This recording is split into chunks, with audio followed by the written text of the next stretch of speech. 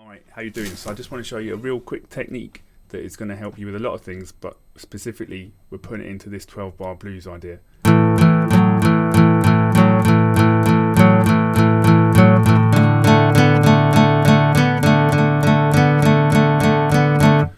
And so on and so on. You've heard that sort of thing a million times. But what we're concentrating on is the picking hand, and making sure that we're just hitting pairs of strings. We're not hitting loads, we're just hitting specific pairs. So the first pair we're working on is playing the A and the D, and I'm holding down the second fret there on the D string, and we're doing something called a rest stroke. So what you do is you pluck A, you pluck D, and then you land on G, but you don't pluck G, you just use it as a stopping point, a resting point.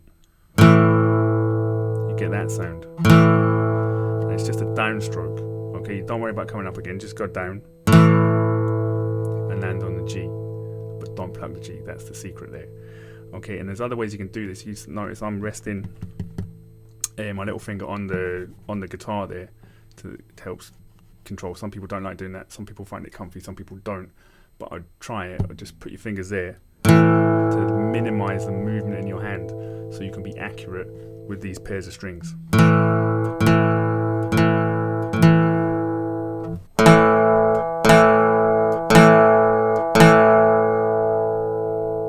Okay, and then you put that back into the context of the riff. It sounds like this.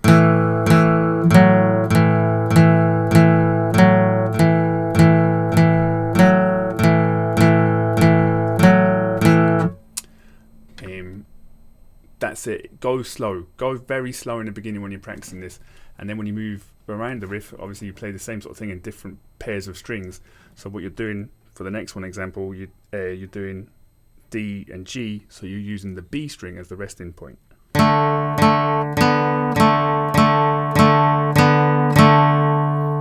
Okay, I know you want to like, you're not ready for that yet. Okay, like this, nice and steady.